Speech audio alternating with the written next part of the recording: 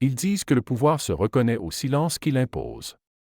Ce jour-là, dans le quartier des affaires de Paris, Claire Dumas maîtrisait parfaitement cet article. Vêtue d'un manteau bleu marine sans prétention, les cheveux relevés en un chignon simple, elle traversait le hall imposant de Montclair Capital avec la discrétion d'une ombre. Sa pochette de cuir usé contrastait avec le marbre froid du sol, comme si deux mondes se rencontraient sans oser se toucher. Le siège de Montclair Capital dominait le 17e arrondissement, un temple de verre et d'acier où l'argent créait sa propre atmosphère. Au 12e étage, les décisions qui façonnaient l'économie nationale se prenaient entre deux tasses de café hors de prix. Claire s'approcha du comptoir d'accueil, où une réceptionniste impeccablement coiffée pianotait sur son clavier avec l'assurance de ceux qui filtrent le monde. Lorsque Claire annonça sa venue pour un entretien, la jeune femme leva un sourcil parfaitement épilé, scrutant son manteau sans marque apparente, ses chaussures confortables plutôt que prestigieuses. « Vous êtes sûr que vous venez pour un entretien et pas pour le service traiteur ?» demanda-t-elle avec un sourire superficiel, la voix teintée d'une condescendance à peine voilée. Claire ne tressaillit pas. Son visage demeura serein, comme si les vagues de l'indifférence venaient se briser contre un rocher millénaire. « Entretien, département de stratégie d'investissement », précisa-t-elle simplement, sa voix calme portant l'assurance tranquille de ceux qui n'ont rien à prouver. La réceptionniste plissa légèrement les yeux, puis indiqua d'un geste vague la direction des ascenseurs. Le 12e étage respirait l'argent ancien et les ambitions nouvelles. Les murs étaient ornés de graphiques abstraits représentant des croissances exponentielles, comme si l'art lui-même devait se plier aux exigences de la rentabilité. Claire attendit quelques minutes sur une banquette en cuir italien avant qu'une assistante ne vienne la chercher pour la conduire vers la salle de réunion. Derrière la paroi vitrée, 3 silhouettes se découpaient, 3 juges prêts à évaluer sa valeur sur le marché humain. Claire reconnut immédiatement leurs archétypes, ces personnages qu'elle avait croisés dans chaque tour de verre de chaque capitale financière. Sophie Belmont présidait le panel, directrice des ressources humaines dont la froideur semblait faire partie du cahier des charges. Son tailleur gris perle était aussi rigide que son expression, ses cheveux blonds coupés au carré encadrant un visage qui avait oublié la spontanéité des émotions authentiques. À sa droite, Alexis Montel, fils du fondateur historique de Montclair Capital, incarnait cette confiance que seule procure la certitude d'un héritage. Il jouait distraitement avec un stylo en or, comme s'il répétait un mouvement observé dans un film sur la finance. Le troisième homme, Thomas Nguyen, analyste senior, gardait les yeux baissés sur ses notes, peut-être le seul à sembler réellement intéressé par les compétences plutôt que par les apparences. Quand Claire pénétra dans la pièce, l'atmosphère se cristallisa. Un silence épais comme du miel empoisonné s'installa, pendant lequel 3 perdus évaluèrent sa tenue, son maintien, ses accessoires. Sa valeur marchande. Sophie se pencha légèrement vers Alexis, murmurant une phrase que Claire perçut distinctement malgré la tentative de discrétion. « Qui a invité la caissière de Monoprix ?» chuchota-t-elle avec un rictus amusé. Le rire bref d'Alexis résonna comme le tintement d'une pièce tombant sur du marbre. Thomas, lui, ne réagit pas, se contentant d'éviter le regard de Claire. L'entretien commença par les formalités d'usage. Sophie présenta l'entreprise avec la fierté de ceux qui s'approprient des réussites collectives. Montclair Capital, expliqua-t-elle, gérait des portefeuilles dont la valeur dépassait le budget annuel de certains pays émergents. L'excellence était leur standard minimum, la perfection leur objectif quotidien. Claire écoutait, le visage neutre, observant les non-dits derrière chaque formule corporative bien rodée. Puis vint le temps des questions, ces flèches décochées avec la précision de chasseurs convaincus de la faiblesse de leur proie. Alexis prit les commandes de l'interrogatoire, son sourire ne quittant jamais ses lèvres même lorsque ses mots se faisaient acérer. « Le dernier fonds que vous avez dirigé, lança-t-il avec une fausse désinvolture, un club de quartier peut-être, poursuivit-il sans attendre de réponse. Claire le regarda droit dans les yeux, ne laissant transparaître ni colère ni vexation. Elle commença à décrire son expérience professionnelle avec une précision chirurgicale, mais fut rapidement interrompue par Sophie. « Pardonnez-moi, mais nous recherchons quelqu'un avec une expérience significative dans des institutions majeures, précisa-t-elle en consultant le CV de Claire comme s'il s'agissait d'un document suspect. Vos années dans des PME provinciales sont certainement intéressantes, mais peu pertinentes pour notre niveau d'exigence. » Le mot « intéressante » avait sonné comme une condamnation polie. Claire hocha simplement la tête, attendant la prochaine salve. Elle ne vint pas des questionneurs, mais d'Alexis qui entreprit de narrer sa propre épopée professionnelle. Il raconta comment, après ses études à HEC et un passage à Harvard, il avait rejoint la fondation paternelle pour la révolutionner de l'intérieur. Chaque phrase semblait écrite pour un communiqué de presse, chaque anecdote soigneusement calibrée pour illustrer son génie précoce. Sophie acquiesçait avec admiration à chaque tournant de ce récit alors que Thomas prenait des notes inutiles, comme pour justifier sa présence. Personne ne semblait remarquer les incohérences dans la chronologie d'Alexis, ni questionner les résultats miraculeux qu'il s'attribuait. Lorsque Claire tenta de revenir à sa propre expérience, mentionnant un projet de restructuration qu'elle avait mené dans une entreprise de taille moyenne mais en forte croissance, Sophie l'interrompit à nouveau, son sourire ne masquant plus son impatience. « Vous allez nous dire que vous avez conseillé la Banque de France », ironisa-t-elle en échangeant un regard complice avec Alexis. Claire inspira doucement, gardant intacte cette paix intérieure qui semblait tant irriter ses interlocuteurs. « Non, répondit-elle simplement. Mais j'ai dirigé un fonds qui a structuré des accords dans 3 pays différents, avec des contraintes réglementaires complexes et des partenaires culturellement très divers. » Thomas releva la tête pour la première fois, une lueur d'intérêt traversant son regard. Mais Sophie balaya cette information d'un geste de la main, comme si Claire venait de mentionner un exploit aussi banal que de traverser la rue. Alexis consulta ostensiblement sa montre, signal clair que l'entretien touchait à sa fin, que le verdict était déjà rendu avant même que les questions pertinentes n'aient été posées. C'est alors que la porte de la salle de réunion s'ouvrit sans préavis. Un homme d'une 60aine d'années, au costume sombre et à la présence magnétique, entra dans la pièce. Jean-Michel Delcourt, PDG de Montclair Capital, n'avait pas besoin de s'annoncer. Son autorité naturelle modifiait instantanément la dynamique de n'importe quel espace. Sophie se redressa imperceptiblement, Alexis cessa de jouer avec son stylo, et même Thomas sembla soudain plus alerte. Delcourt commença à parler, s'excusant de l'interruption, mais s'arrêta net en apercevant Claire. Son visage passa de la surprise à la reconnaissance, puis à un respect évident. Il s'approcha d'elle, ignorant complètement les 3 autres personnes présentes, et s'inclina légèrement. « Madame la Présidente », prononça-t-il avec une déférence qui fit l'effet d'une bombe silencieuse dans la pièce. « Je ne savais pas que vous veniez en personne aujourd'hui. » Le temps sembla se suspendre. Sophie devint blême, comme si tout le sang avait quitté son visage d'un seul coup. Alexis se redressa si brusquement que sa chaise émit un grincement de protestation. Thomas fixait maintenant Claire avec une fascination mêlée d'incompréhension.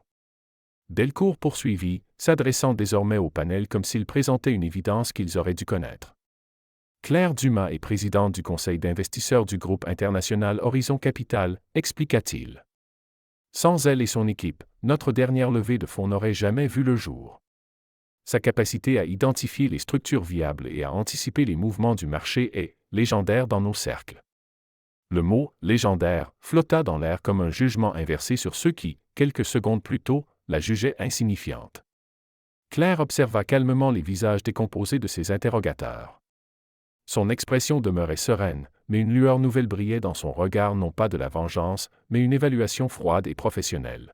« Je voulais tester votre capacité à détecter le vrai talent au-delà des apparences », expliqua-t-elle d'une voix posée, s'adressant autant à Delcourt qu'aux 3 autres.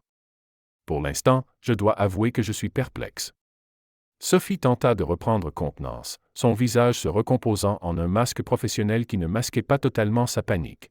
« Madame Dumas, nous ne savions pas. » commença-t-elle, avant d'être interrompue par un geste discret mais définitif de Claire. « C'est précisément le problème, n'est-ce pas ?» nota Claire. « Vous ne saviez pas, et pourtant vous avez jugé.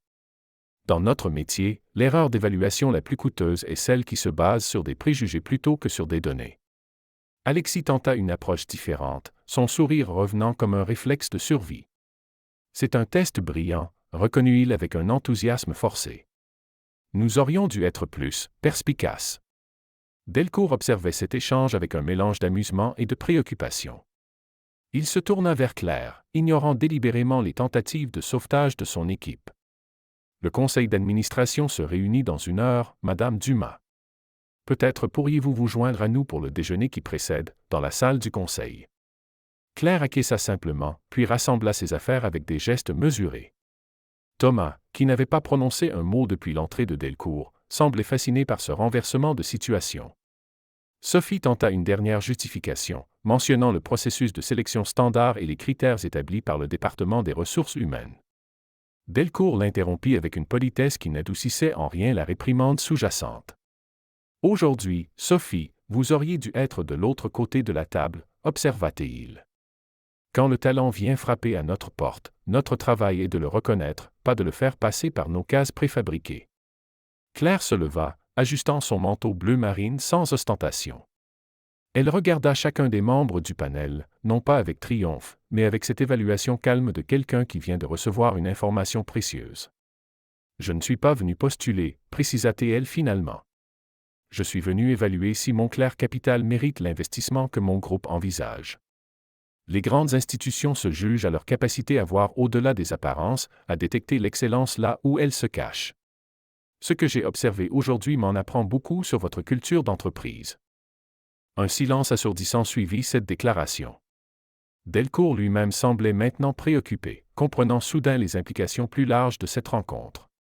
Il accompagna Claire vers la sortie, laissant derrière lui une équipe figée dans la conscience de leur erreur monumentale.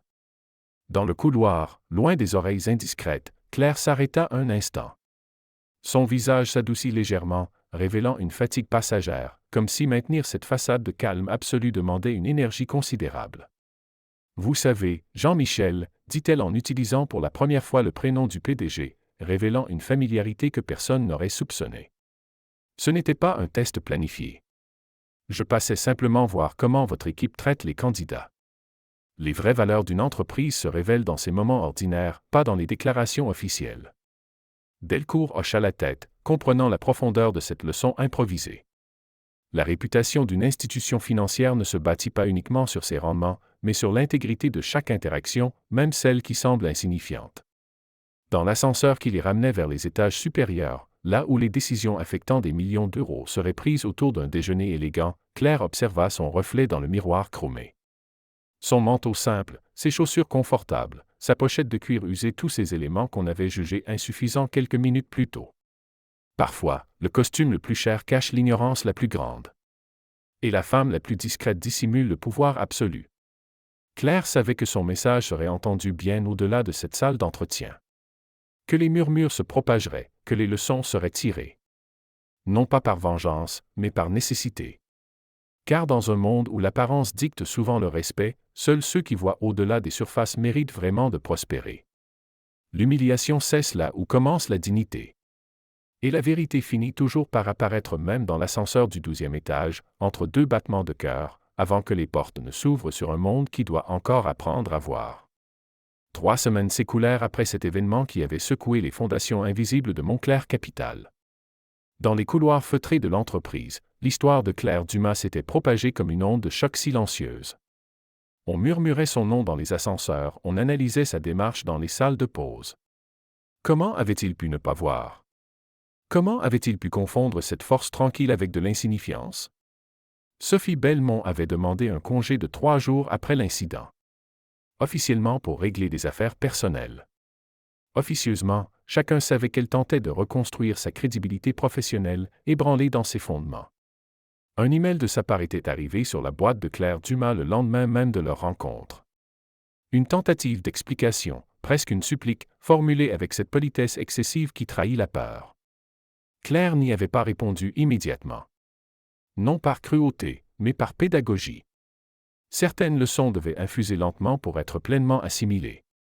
Alexis Montel, lui, avait adopté une stratégie différente. Lors du déjeuner du conseil d'administration qui avait suivi l'entretien, il s'était approché de Claire avec l'assurance d'un homme persuadé que son charme pouvait effacer toute erreur. Il avait hanté de transformer sa condescendance passée en une anecdote amusante, une histoire qu'il pourrait partager comme un secret commun. Claire l'avait écouté poliment, son visage ne trahissant rien de ses pensées véritables. Elle s'était contentée de lui rappeler que dans le monde de la finance, l'humilité n'était pas un handicap mais souvent le signe d'une intelligence supérieure. Thomas Nguyen, le 3e membre du panel, avait pris une initiative inattendue. Le soir même de l'entretien, il avait envoyé sa démission à la direction des ressources humaines. 2 jours plus tard, il sollicitait un rendez-vous avec Claire dans les locaux d'Horizon Capital. Non pas pour demander un emploi, comme elle l'avait d'abord supposé, mais pour comprendre. Pour apprendre. Ce matin-là, Claire n'avait pas choisi le même manteau bleu marine. Elle portait une tenue plus formelle, sans être ostentatoire. Dans son bureau aux lignes épurées, les baies vitrées offraient une vue sur la Seine qui serpentait entre les bâtiments historiques de Paris. Thomas était arrivé avec 15 minutes d'avance, patientant dans l'espace d'accueil où chaque détail reflétait cette même philosophie d'élégance discrète qui caractérisait Claire. Lorsqu'elle l'avait invité à entrer, il avait remarqué immédiatement les différences entre cet espace et les bureaux clinquants de Montclair Capital. Ici, pas d'œuvre d'art tapageuse destinée à impressionner les visiteurs. Plutôt des livres, des carnets ouverts, des signes d'une pensée en mouvement perpétuel. Thomas avait parlé avec une franchise désarmante. Il avait reconnu sa lâcheté silencieuse pendant l'entretien, sa complicité passive face à l'arrogance de ses collègues. Il ne cherchait pas d'excuses, juste une compréhension de comment il avait pu être si aveugle. Nous confondons souvent l'assurance avec la compétence, avait doucement expliqué Claire. Et nous associons instinctivement le pouvoir à certains codes que la société valorise. Le vrai défi de notre temps n'est pas d'acquérir du pouvoir, mais de redéfinir à quoi il ressemble vraiment. Leur conversation avait duré presque 2 heures, dépassant largement le temps prévu. Thomas posait des questions qui révélaient une intelligence vive que son ancien environnement avait peut-être étouffée. Claire répondait avec une précision qui témoignait d'années d'expérience dans l'art délicat de l'évaluation des talents véritables. À la fin de leur entretien, Claire lui avait proposé non pas un poste chez Horizon Capital, mais une recommandation pour une start-up prometteuse dans laquelle son groupe investissait. Un environnement où les apparences comptaient moins que les idées, où son potentiel pourrait s'épanouir loin des préjugés rigides du monde financier traditionnel. Thomas avait accepté avec une gratitude silencieuse, comprenant la valeur de cette seconde chance. Pendant ce temps, Jean-Michel Delcourt avait entrepris des changements structurels au sein de Montclair Capital. L'épisode Claire Dumas avait servi de catalyseur pour une réflexion plus profonde sur la culture d'entreprise qu'il avait laissé s'installer. Les processus de recrutement avaient été intégralement revus, avec une emphase nouvelle sur la diversité des parcours et la détection des talents atypiques. Sophie Belmont s'était vue attribuer un mentor externe, une spécialiste reconnue des biais cognitifs en entreprise. Quant à Alexis, une conversation difficile avec son père l'avait confronté à la réalité de son privilège et à la nécessité d'un apprentissage plus humble. 6 mois plus tard, Claire présidait une réunion cruciale chez Horizon Capital. Leur groupe avait finalement décidé d'investir dans Montclair Capital, mais sous conditions. Des conditions qui allaient au-delà des chiffres et des projections financières habituelles. Elles incluaient des engagements concrets en matière d'éthique relationnelle et de pratiques inclusives. Le contrat, posé devant elle sur la table en bois précieux, attendait sa signature. C'est alors que son assistante lui annonça une visite inattendue. Sophie Belmont demandait à la voir, sans rendez-vous préalable. Claire hésita un instant, puis acquiesça d'un léger mouvement de tête. Sophie entra, visiblement nerveuse malgré son tailleur impeccable et son maquillage soigné. Elle semblait avoir perdu cette assurance artificielle qui la caractérisait lors de leur première rencontre. À sa place, une humilité nouvelle, presque vulnérable. « Je voulais vous voir avant la signature officielle », commença Sophie, sa voix plus douce qu'autrefois. « Pour vous remercier personnellement. » Claire l'invita à s'asseoir d'un geste, attendant qu'elle poursuive. « Ces 6 derniers mois ont été les plus difficiles de ma carrière », avoua Sophie. « Mais aussi les plus formateurs. J'ai dû confronter des aspects de moi-même que j'ignorais. Des préjugés que je ne soupçonnais même pas avoir. » Claire observait les changements subtils dans son langage corporel, la façon dont elle maintenait désormais un contact visuel sincère, sans la fausse confiance d'autrefois. La transformation semblait authentique. « Vous savez, » dit Claire en se penchant légèrement, « le véritable test du caractère n'est pas dans nos moments de gloire mais dans notre capacité à nous relever après l'échec. À apprendre de nos erreurs sans nous laisser définir par elles. » Sophie acquiesça lentement, puis sortit de son sac un petit objet qu'elle posa sur la table. C'était un badge d'identification, celui qu'on remettait autrefois aux visiteurs de Montclair Capital. Un simple rectangle de plastique blanc où l'on inscrivait au marqueur le nom et l'objet de la visite. « Nous avons changé ce système », expliqua Sophie. Ce petit objet symbolisait parfaitement notre ancien mode de fonctionnement. Un étiquetage rapide, superficiel. Maintenant, nos visiteurs sont accueillis différemment. Plus comme des personnes, moins comme des catégories. Claire prit le badge, le tournant entre ses doigts comme un artefact d'une époque révolue. Un sourire discret éclaira son visage. Les plus grands changements commencent parfois par les détails les plus infimes, observa-t-elle. En raccompagnant Sophie vers la sortie, Claire sentit qu'un cycle se terminait.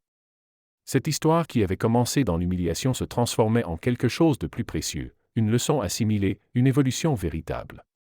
Le soir venu, alors que les lumières de Paris commençaient à scintiller sur la Seine, Claire se tenait devant la baie vitrée de son bureau. Elle songeait à tous ces moments où le monde avait tenté de la réduire à une apparence, à un stéréotype, à une case préétablie. À toutes ces fois où elle avait dû prouver sa valeur face à des regards incrédules. À ce manteau bleu marine devenu presque un symbole dans les couloirs de Montclair capitale. La véritable influence ne s'affiche pas en néon, songe-t-elle.